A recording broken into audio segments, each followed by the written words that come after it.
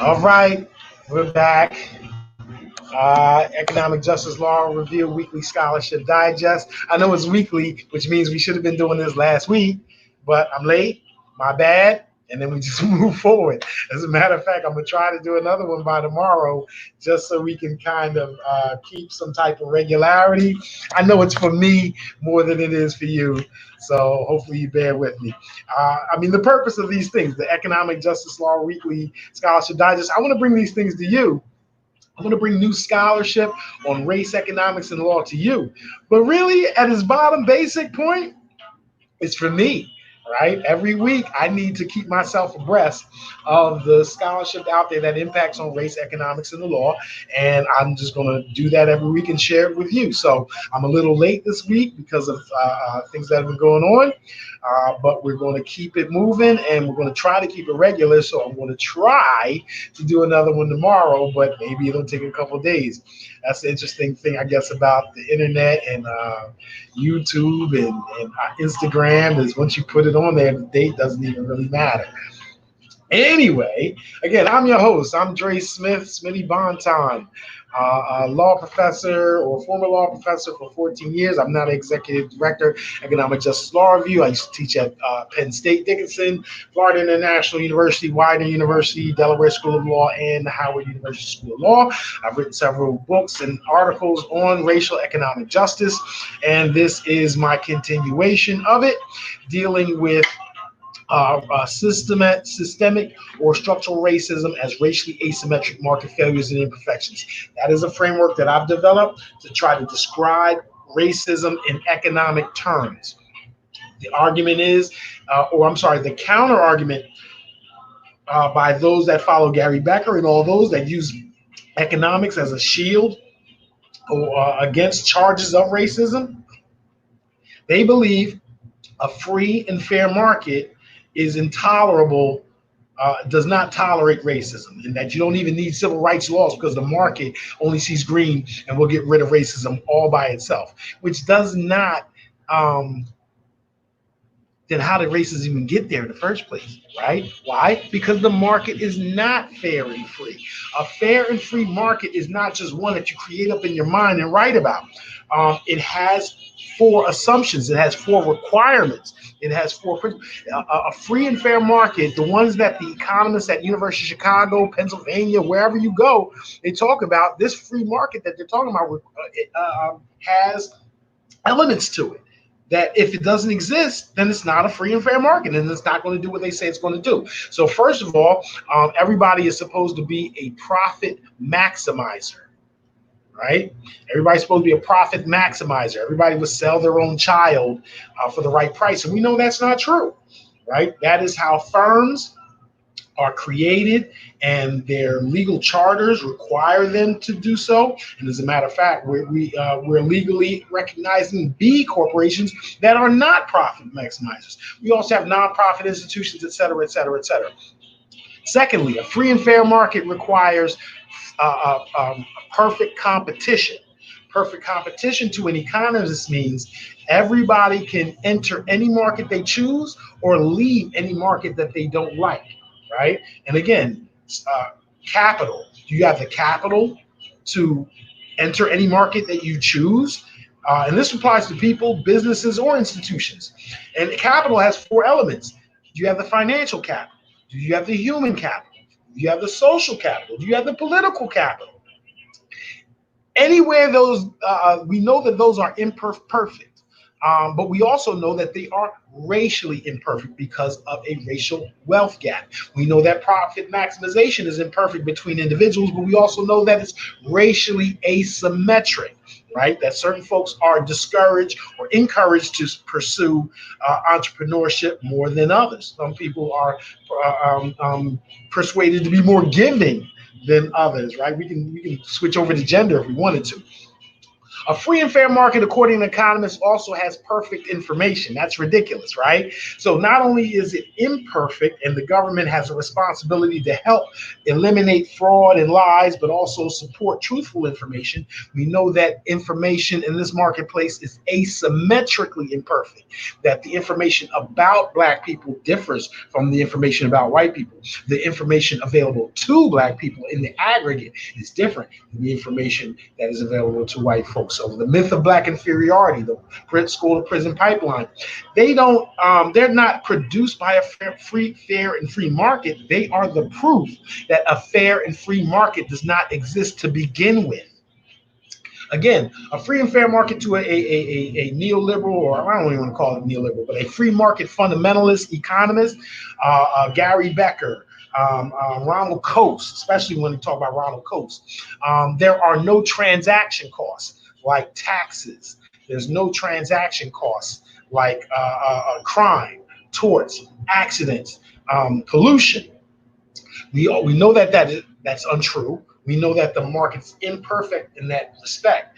We also know that it's racially asymmetrically imperfect in that crime, violence, and all that are zoned in the Black neighborhoods. So is pollution. Taxation is becoming more and more regressive. So we take this framework, racially asymmetric profit maximization, racially asymmetric market competition, racially asymmetric market information, racially asymmetric transaction costs, and society externalities, and we show how the market itself, the structure of the market, will produce or reproduce, exacerbate racism. It will create a wider racial wealth gap. So it describes the immediate injustice in the short term, but it also shows how that injustice will compound over time with the racial wealth gap.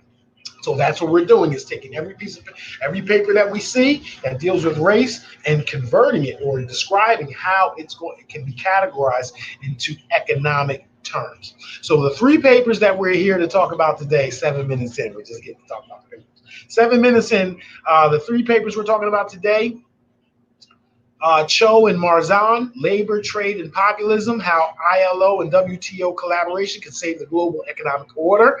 This is the 69th volume of the American University Law Review, 2020. The second paper is Lund. This one is interesting, right? As a matter of fact, both of these two papers are slightly different than the ones we normally deal with. The ones we normally deal with critical race theory. And no, the president did not get at my podcast and cut off the funding for all critical race theory. So what we're doing is we want to show we need to read the other side's playbook. Right, we need to read the other side's playbook. So we're not limiting ourselves to applauding our colleagues that we're so proud of. We need to do this to be abreast of all the things that are going on. And Lund of George Mason is telling us how they're going to try to convert recently decided cases into weapons against civil rights laws, right? So as much as we need to applaud our own scholars, we need to be aware of those that are out there trying to do us harm. Third is Henderson. My peoples. Now we got to our crits, right? My peoples, Taja Nia Henderson at Rutgers and Jamila Jefferson-Jones at UMKC. Let me also shout out to Del Wright, my brother Chip up at UMKC as well, and his book on Bitcoin. I'm gonna get your book, Chip. Hold on, I got it.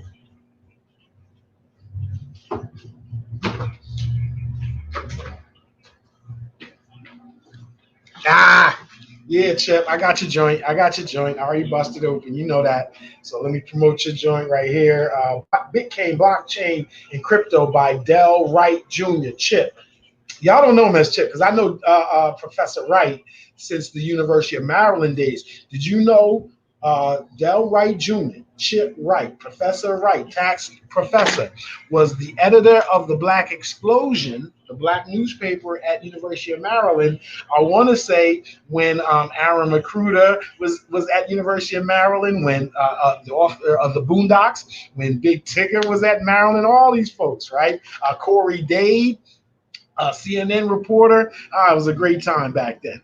Anyway, so our third article, Tajania Henderson and Jamila Jefferson, talking about living while black, blackness as nuisance. 60, and this is also published in the American University Law Review as our first piece.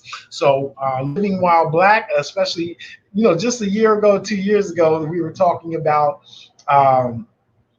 black people being police being called on black folks in white spaces, and we thought that was bad enough. And this year, again, it's been kind of put to the side because beyond just being trying to be where we are, quote unquote, allowed to be, we can't even get folks to stop killing us. But the interesting thing about this idea about place and space and race is that I want to say it's Charles Mills who argues that progress, to the extent we aren't closing the racial wealth gap, what does racial progress mean?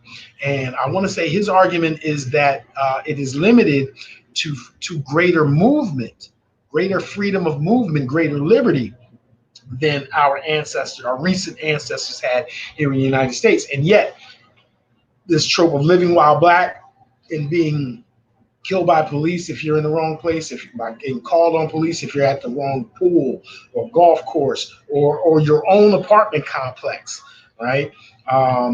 It's serious stuff. And how does the law remedy it? Especially some of those where I believe that the person is confined, unlawful confinement. Even if I can go elsewhere, I'm trying to go to my house. I have a right to go to my house. Right? And to the extent you are preventing me from getting there, you have confined me to this space. Yeah, I could go elsewhere, but I'm going there. And if I'm going there and you're in front of me, you are confining me to this place. Anyway, who cares what I think? Let's talk about what they think. Let's go back to Cho and Marzan, Labor, Trade, and Populism, how ILO-WTO collaboration can save the global economic order. This is in the 69th volume of the American University Law Review, page 1771. And unfortunately, I believe it detaches. I did not enjoy this paper. I found it informative, but I did not necessarily enjoy it because, again, I have more of a radical black nationalist Afrocentric bent, so I should not expect others to hold that, especially if they want it published in major law reviews. However, this is interesting that the idea here is, let me read you the first sentence. Populists are trying to take down the global economic order and its institutions, right? I'm not a populist. I'm a black national Afrocentric, and I believe the global economic order and its institutions, there's an argument that they ought to be taken down. They have to be adjusted substantially. So I understand that these folks are talking about fascism. I understand that they're talking about white nationalism. But when they distinguish populism from race and then distinguish racism from economics, then the paper sometimes kind of falls apart to me a little bit. Now, I still get what they're saying, but it just could be tighter. So let me read you a little bit. Populists are trying to take down global economic order and its institutions. While some of these forces might be fueled by racism, to me, this is all part of the decline of white supremacy. This is nothing other than that when you're talking about populism. They also play the legitimate social concerns that include massive plant closings and deindustrialization, inadequate skills programs, and lack of decent jobs. Why? Because those jobs are going elsewhere. You used to have the privilege of not having to compete against the global South and other places. Now that white supremacy is on the wane, European countries and their low-wage workers don't have rights, privileges to those occupations, those plants, and those factories. Some of these problems are also concerned that the global South, as workers there, face exploitation, unhealthy working conditions, and other societal ills caused by global capitalism.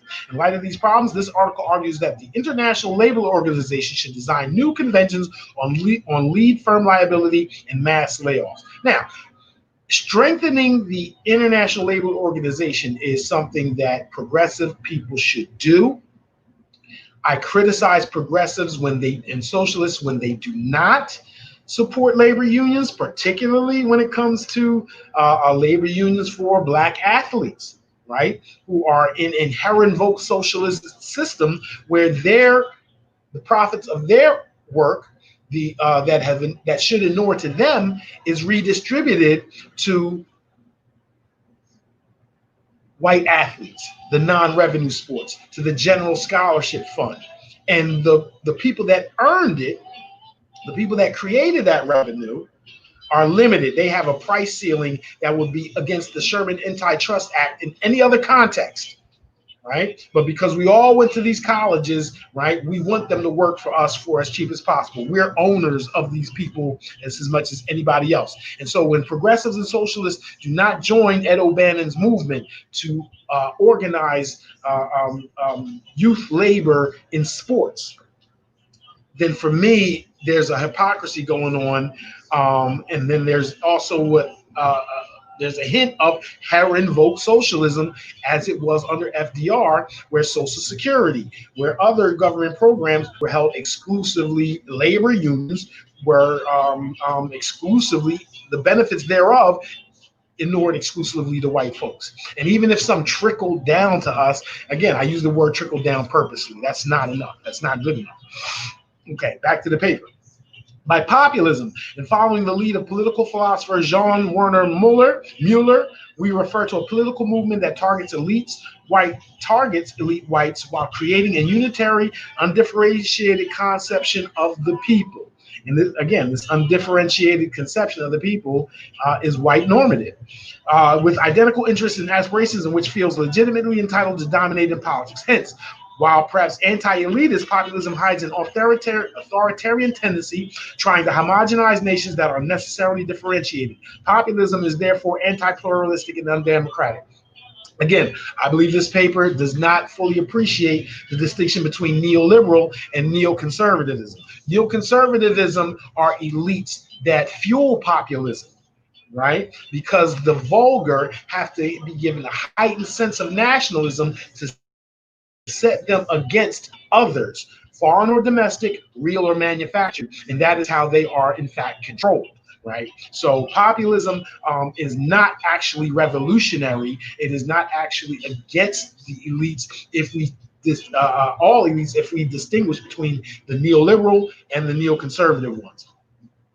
While racism and as a matter of fact, populism is a way for neoconservative forces to seize power from neoliberal elites. And that's what's really going on here. While racism and a relative loss of status has been a major contributing factor to the rise of populism among some white Americans and Europeans, so has been economic discontent. European populist movements, such as the so-called Yellow Vests, have expressed their frustrations, including with the state of economic affairs in protest. The Yellow Vests, this is what I'm trying to get at. The Yellow Vests, largely composed of poorly paid wage earners, shook the French presidency of Emmanuel Macron and then overflowed into Belgium and beyond. And the movement protested diminishing earning and higher taxes. The straw that broke the camel's back was a new fuel tax that President Macron tried to impose. The fuel tax promised to hit working class communities the hardest. Moreover, the fuel tax was accompanied by a proposal to repeal the French wealth tax, giving Macron's proposal pro-wealthy orientation. And again, the book that I wrote before the one I'm finishing now is called Taxes, Death, and Trouble. Again, how neoconservative forces impose taxes on black folks, right, to spare as a part of populism, to spare poor whites the taxes and put them into black neighborhoods. Right, poll taxes to suppress our vote, sin taxes to save wealthy whites on their tax, local property and wage taxes, criminal justice, fines, fees, law enforcement obligations. Those are racist and regressive taxes designed to save rich people money, designed to shift the budget, the incidence of the budget onto the backs of black people, black and brown people, and away from the wealthy and white, right? Obviously, if it can avoid white folks or poor white folks, then you have an ally. And that is how neoconservative forces set populist or populism against others, the vulgar against others. So I do not agree that populism is against the elite, because we have to distinguish between neoliberal elite and neoconservative elite. And neoconservative elite is fueling use populism strategically. All right. Moreover, the fuel tax was company. Okay. So that paper, Cho and Marzan, Labor, Trade, and Populism, how ILO and WTO collaboration can save the global economic order. American University Law Review. Again, it is not one of my favorite papers, but I do find it interesting because it is dealing with, again, we're not dealing with the black-white paradigm, right? We have an Asian scholar, a Hispanic or Latino scholar, and their view on the global economic order. However, the idea that the global economic order has to be saved in whole, I'm not sure we're starting off on the right footing with this paper, but it's very interesting nonetheless. All right. Now, for a paper that is even more against my personal approach to race and economics, this is Lund of George Mason, Unleashed and Unbound, Living Textualism in Bostock versus Clayton County, right? This is produced by the Federalist Society Review. Now, again, as a critical race theorist, as a black nationalist, all that, for me to be presenting a paper that's been published in the Federalist Society, well, you might find that weird. But my view is we have to read the other side's playbook. Right? This is not just about satisfying perfectly certain constructs. I'm not religious about this, and I don't want to be zealous about it. I want to be strategic. So in Lund, we're talking about how neoconservatives are, in fact, trying to take a judicial precedent and reconstruct it. Shout out to Paul Malika's work, Peter Nicholas, right? University of Washington, reconstruction paper earlier this year. Anyway, how they take judicial precedents and are trying to, again, flip it to get what they want. And in this case, taking the decision written by Roberts and Gorsuch in Bostock. This is the recent case that expanded Title VII's protection to, I guess, transgender individuals, and how to use that holding to scuttle affirmative action. Right? How to use progressive ideology against itself, to use a progressive ruling and use it against race, right? So to use sex, to use class against race, right? And I'm very particularly interested in it because if you know me, my very first papers that I published in taxation were on statutory interpretation. And the book that I'm putting out now, Afro-Atlantic and Jurisprudence, will also have a very hefty bent on statutory interpretation. So this is in an economic construct, in an economic perspective, this is attacking affirmative action so as to maintain racially asymmetric market competition, right? In Bostock versus Clayton, Georgia, the Supreme Court held that Title VII of the Civil Rights Act of 1964 prohibits and has always prohibited discrimination by employers on the basis of homosexuality or what the court called transgender status. The statute forbids employers to intentionally discriminate against any individual because of such individual's sex. The court concluded that discrimination on the basis of homosexuality or being transgender violates the unambiguous text of the statute. So here's the thing. These folks are very upset that textualism was used in favor of a progressive case or a progressive ruling, right? I personally criticize textualism and Gorsuch's approach to limiting the Civil Rights Act of 1866 in the Byron Allen case, in Comcast versus National Association of African-Owned Media.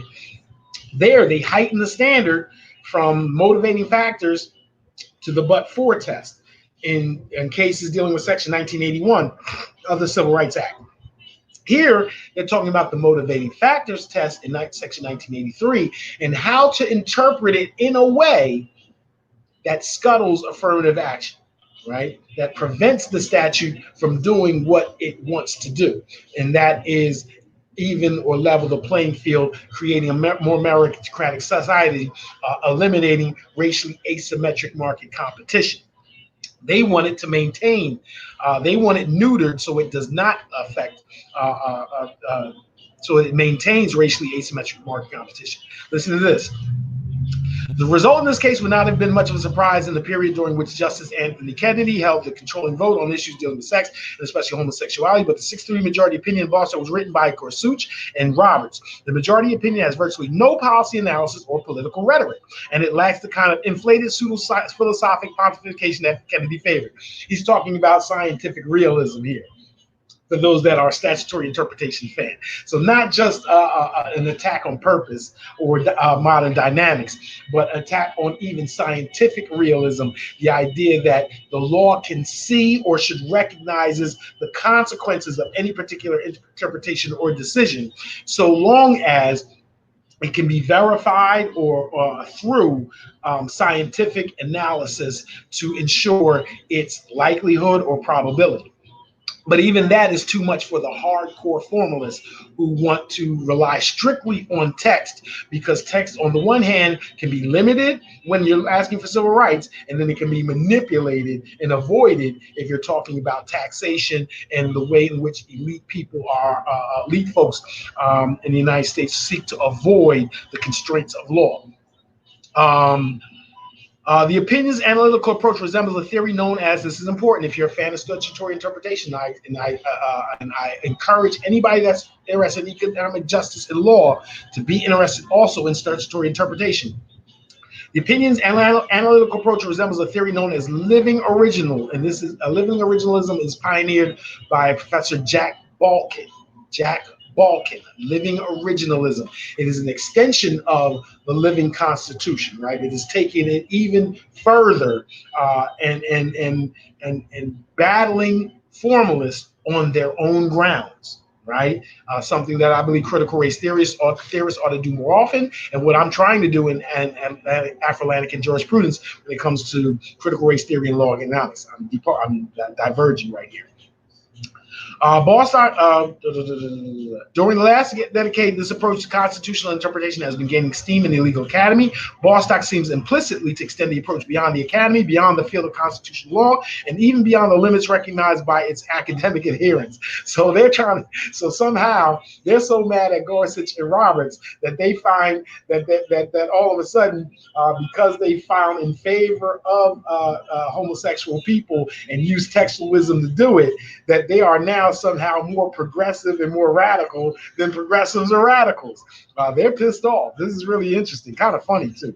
The text of Title VII that Congress enacted in 1964 unambiguously forbids employers to discriminate on the basis of race or sex, yet the court has upheld quotas and preferences explicitly based on the race or sex of people in favored groups. In other words, affirmative action. In 1991, Congress adopted a new provision outlawing employment practices in which race or sex is a motivating factor, even if not the only factor. The court should have recognized that the 1991 amendment reaffirmed the Title VII's ban on race and sex-based preferences. They have not done so, but Bostock now requires the enforcement of Title VII's ban on these employment practices. So all this to say that any opportunity they can, even though they bash Gorsuch and Roberts, even though they bash living textualism or living originalism, they somehow feel like both Gorsuch and Roberts' words and the concept or the approach of living originalism all can be co-opted to reduce affirmative action. And I want to say that on the one hand, I find that remarkable in a good way if you're a strategist, that they never lose an opportunity. As mad as they are at Gorsuch and Roberts in this, as pissed as they are still going to find a way to interpret something against them as something for them, right? Amazing. But we have to know what we're up against, right? We have to know what we're up against. So Lund Unleashed and Unbound, Living Textualism in Bostock versus Clayton, 21th volume of the Federalist Society Review, page 158, 2020. Very, very interesting stuff. You have to read the other side's playbook. I know it's distasteful, it can be angering, but you have to read what they're trying to do so that you're not caught unaware, so you can strategize against it. Again, I'm not a fan of militarism, but the movie Patton, where Patton defeats the Germans in a battle, and I think it's Heinrich Himmler or something like that. It's a tank battle, and he yells over, "I read your book." Right? You got to read the other team's strategy. All right. Lastly, and this is the big time one that I'm going to have to get myself and chop it up. Again, this is a digest, not necessarily a review. I've read pieces, and some of them I read the whole thing, but I haven't read the whole of this. So Tajania Henderson, Jamila Jefferson-Jones, both of them, I think Jamila and I are Facebook friends, are finally addressing Living While Black. Living While Black. Blackness as Nuisance. This article examines both the historical and modern incarnations of this blackness as nuisance tradition and argues that these efforts to distort property law norms arise from discomfort with racial integration and perceived black physical mobility. This article concludes with the suggestion that policymakers carefully consider the intersections of property law and criminal law and the historical origins of these types of incidents in order to craft effective responses to these highly charged and potentially dangerous encounters. No argument there. No argument there. However, what I do want to say is I am known as a critical race tax theorist. The Queen, or one of the Queens, along with Beverly Moran, along with Karen Brown, again, along with Alice Gresham Bullock. One of the Queens is Dorothy Brown, the provost at, it's not just the law professor, but the provost at Emory University, one of the top 20 law schools in the entire country. Love Dorothy, a great mentor to tax scholars. However, again, we have to be honest as scholars when we disagree. I big her up when she's right. On the other hand, she wrote a paper a long time ago, and I want about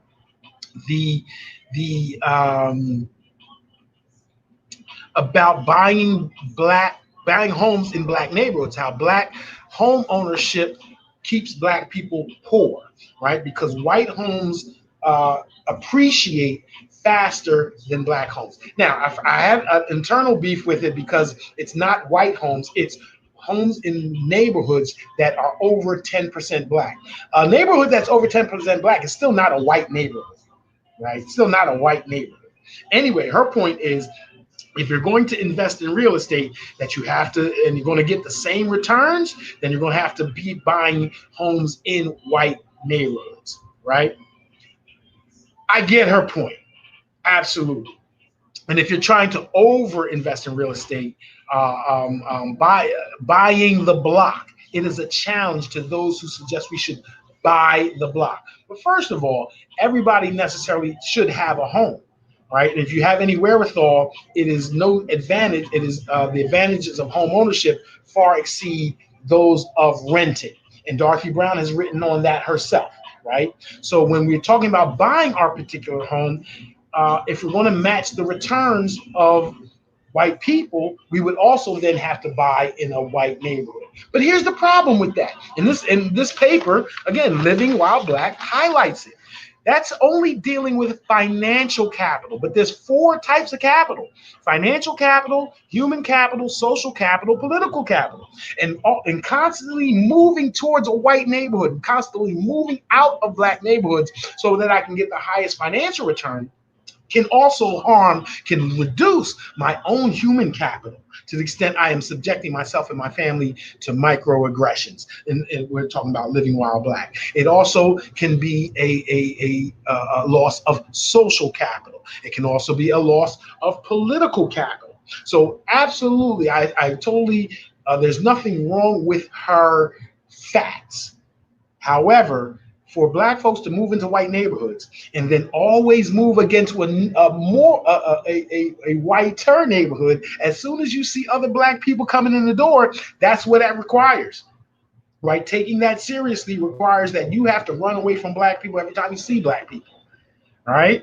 Or we can recognize that financial capital also is attuned to social, political, and financial capital. So buying the block can be defended on the increase or the maintenance and therefore relative advantage that you have on buying the block versus so-called moving on up to the east side, right? That buy the block or move on up. Which one?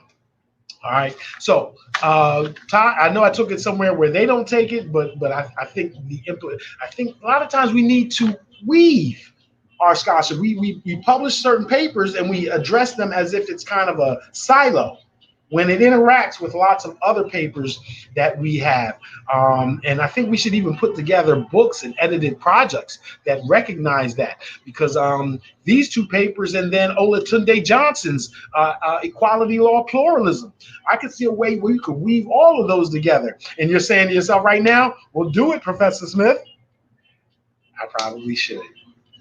I probably should. All right. Well, those are our three papers for today. Cho and Marzan, Labor, Trade, and Populism, how ILO and WTO collaboration can save the global economic order, if it should be saved. Lund, Unleashed and Unbound, Living Textualism in Bostock versus Clayton County, how the Federalist Society is going to try to get at affirmative action. Now, I want to give a shout out to the Federalist Society because they did something very interesting. Because this had a very obvious political bent, the Federalist Society did in fact try to maintain some objectivity and publish at least a listing of papers that argue opposite of what Lund does. So, Federalist Society review, kudos for sure. Henderson, and then lastly, Henderson and Jefferson-Jones. Jefferson-Jones, and folks that you know, Jamila Jefferson-Jones has sisters that are also law professors. Jelani Jefferson. What is your third sister? I know you had a third sister in the academy too. The Jefferson sisters run things. Them are run things in academia, AALS. Know this for sure. You're real. Anyway, Economic Justice Law Review. We're signing off. We're going to see you next week. Or I'm sorry, I'm going to try to even see you maybe tomorrow or the end of this week, because we need to do one a week each week so we can keep ourselves abreast and edified and aware of all of the scholarship out there that impacts on race, economics, and the law. See you next week. DreSmith signing out.